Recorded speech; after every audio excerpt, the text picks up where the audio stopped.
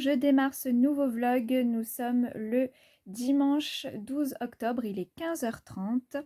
Et donc je démarre ce nouveau vlog avec un petit book haul. Voilà, il y a des nouveaux livres qui sont arrivés dans ma palle. Alors, certains sont des nouveaux dans ma palle et d'autres sont des emprunts médiathèque. Donc voilà, mais bon, ça fait quand même partie du book haul et donc je vais vous montrer tout de suite ce que j'ai acheté.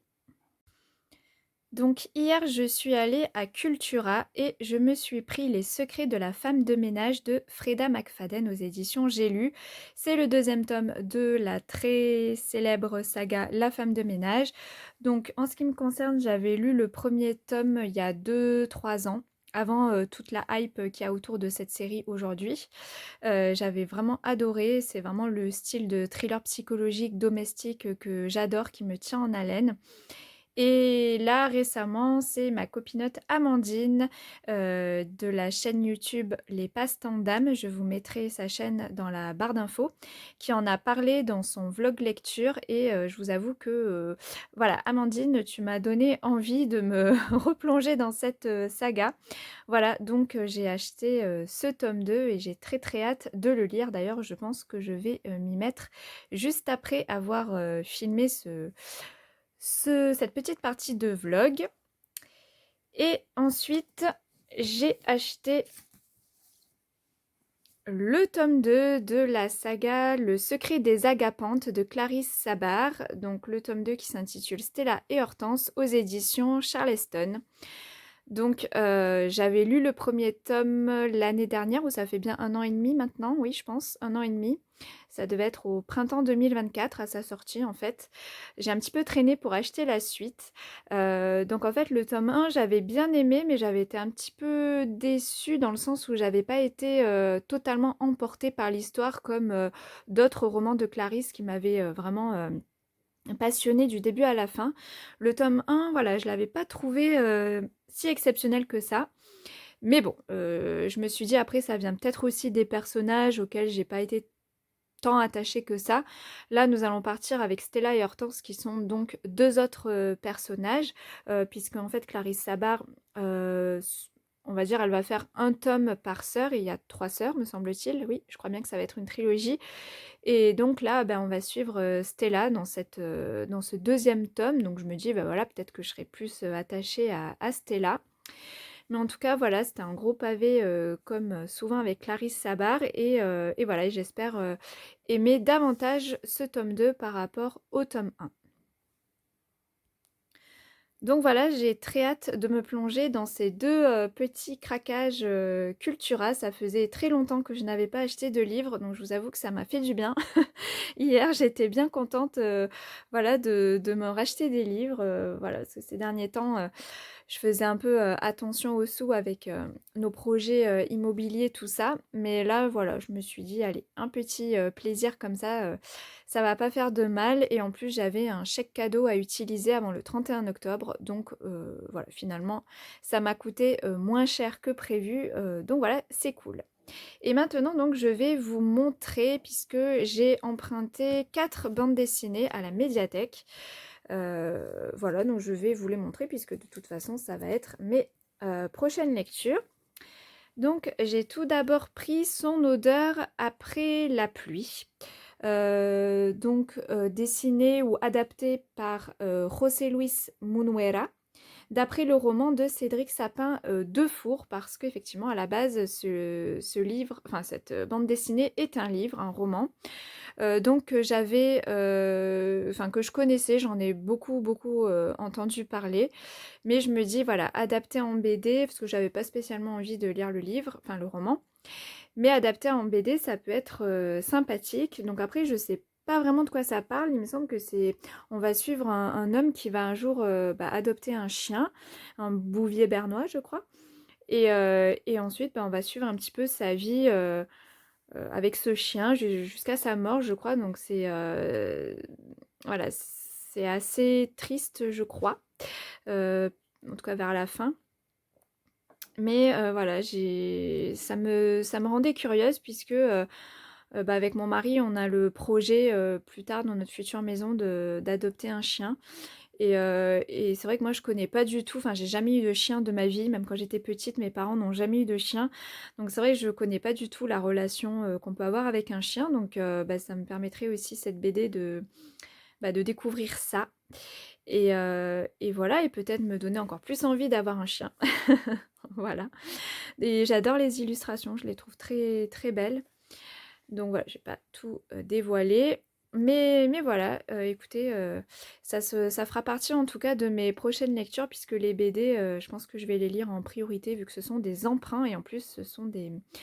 celui-ci en particulier, c'est une nouveauté qu'on a acheté récemment à la médiathèque, donc il faut pas trop que je tarde à la lire.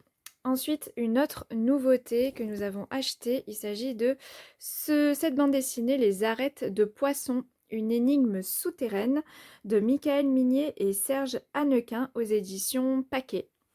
Donc ça en fait c'est une bande dessinée qui se passe à Lyon. Donc moi il faut savoir que j'habite à moins d'une heure de Lyon et j'ai vécu 5 ans à Lyon, donc voilà, je connais un petit peu. Et ça va être en fait l'histoire du réseau souterrain de Lyon, et on va commencer en 1933. Voilà, et voilà, vraiment sous Lyon, quoi, sous la ville de Lyon, avec plein de recherches, d'archives, voilà, etc. C'est une BD historique, instructive, on va dire. Ma responsable l'a lu, elle me l'a bien vendu, elle m'a donné envie de découvrir cette bande dessinée, donc voilà, qui est plutôt du coup historique, un peu enquête, on va dire. Mais voilà, je me suis dit que ça pouvait être intéressant. Donc pareil, c'est une nouveauté et je vous en parlerai très prochainement. Et ensuite, j'ai pris 2 BD jeunesse, donc qui sont également des nouveautés que ma collègue a achetées. Donc c'est Les Mondes Perdus. Voilà, le tome 1, Le crâne de Lou Banton. Et le tome 2, La danseuse d'Angkor Wat de Lemo et Ocha aux éditions Dupuis. Ce qui m'a donné envie, en fait je connais pas du tout cette bande dessinée, mais ce qui m'a donné envie de les emprunter, c'est la couverture. J'ai tout de suite craqué sur les 2 couvertures que je trouve très belles, et aussi Les Mondes Perdus. Voilà, j'ai l'impression qu'on va aller un petit peu dans un côté qui me plaît bien d'archéologie, d'histoire. Voilà, ce genre de sujet me passionne en général, et je me dis qu'en BD jeunesse comme ça ça peut être sympa. Je me souviens également que du coup ma copine Amandine les a lus, mais sur le coup quand je les ai empruntés, je me rappelais plus qu'elle les avait lus, et je sais qu'elle a beaucoup aimé notamment le tome 2. Donc voilà. J'aime aussi beaucoup les illustrations qui sont très pétillantes, très colorées. Voilà. Donc bah, ça c'est pareil, je vais vous en reparler très rapidement parce que ça va être lu très très bientôt. Donc voilà, le petit butin de cette mi-octobre. Alors évidemment là il y a 4 emprunts médiathèque, donc ça va pas rester dans ma palle. Mais en tout cas ce sont des lectures que je veux faire très prochainement, et ça voilà mes 2 achats. Donc voilà, je vous laisse ici sur ce book haul et je reviens vous parler bien sûr prochainement de mes lectures. Je viens de commencer à lire le prologue et je voulais juste le partager avec vous. Dès la première phrase déjà, ce soir on va m'assassiner. Ça, voilà. Ça promet une lecture bien addictive comme je les aime. Eh bien, je vous laisse. Sur ce, je continue ma lecture. Et je vous reprends, nous sommes le lundi 13 octobre, il est 11h30 du matin, donc nous sommes le lendemain de la séquence que vous venez de voir, et j'ai littéralement bouffé les secrets de la femme de ménage, puisque j'en suis à la moitié, comme vous pouvez voir, j'ai lu quasiment 200 pages hier. Voilà. Donc effectivement j'en suis à la page 196. Oups, mon marque-page a voltigé. Hop. Voilà, donc j'aime vraiment beaucoup, je suis à fond dedans. Ça change un petit peu, alors le schéma est un petit peu le même par rapport au tome 1, c'est vrai.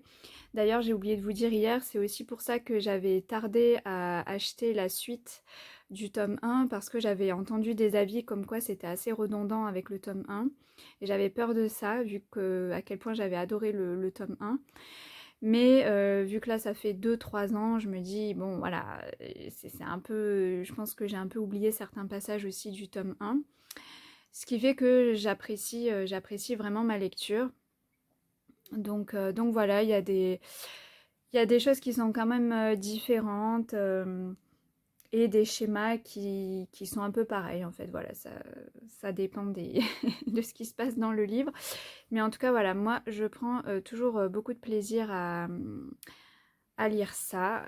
C'est vraiment, comme je le disais, le style de thriller psychologique domestique que j'adore et qui me tient en haleine. Donc voilà, donc là je vais continuer ma lecture. Mais avant de continuer, je voulais vous présenter un petit nouveau qui est arrivé à la maison.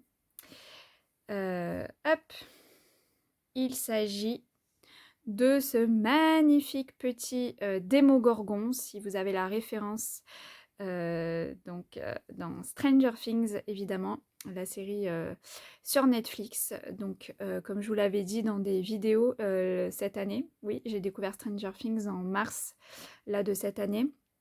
Et je suis extrêmement fan de cette série, j'adore, j'ai eu un gros coup de cœur, surtout pour la saison 1.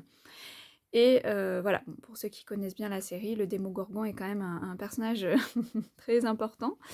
Et du coup, j'ai vu ça, donc j'en profite pour faire un petit peu de pub pour ma copinote Séverine, qui a donc qui a créé sa petite entreprise de tricot, laine, enfin voilà, tout ce qui est en rapport avec le fil. D'ailleurs, son entreprise s'appelle Quand les fils s'en mêlent. Je vous mettrai son compte Instagram et sa chaîne YouTube parce qu'elle a aussi une chaîne YouTube et je suis trop contente parce qu'elle refait des vidéos sur YouTube parce que je connais Séverine depuis 10 ans maintenant. On a commencé un peu en même temps les vidéos YouTube. Et donc voilà, dans ces vidéos, elle nous parle de livres et de craft, donc tout ce qui est autour du fil. Et donc je lui ai acheté cette magnifique petite peluche entre guillemets hein, du Démogorgon. Voilà, je vous la montre un peu sous toutes ses coutures. J'adore, c'est trop mignon et puis ça va vraiment dans le détail même de ses petites mains. Voilà, de ses petits doigts. C'est trop chou. Et voilà, donc je suis trop contente d'avoir ce petit Démogorgon chez moi. Je lui avais d'ailleurs acheté à Séverine un petit Gros Goût, parce que Gros Goût, c'est mon bébé de fiction. Voilà, de la Gros Goût de la série Le Mandalorian. Voilà, donc je suis trop contente. Et il est trop mignon. Donc n'hésitez pas à aller jeter un coup d'œil à sa boutique. Elle fait vraiment des choses extraordinairement jolies. Elle est très douée. Et voilà, donc vous pouvez trouver tout type de petites peluches dans ce style-là. Donc j'ai hâte qu'il aille décorer mes étagères dans ma future maison. Voilà. Et donc, eh bien, je vous laisse puisque moi, je vais me remettre à ma lecture du tome 2, Les secrets de la femme de ménage. Et je pense que je l'aurai fini dans la journée, il y a de grandes chances. Cet après-midi, je suis un peu occupée, mais j'espère quand même le finir en fin de journée. Et évidemment, je reviendrai vers vous pour vous en parler. À tout à l'heure.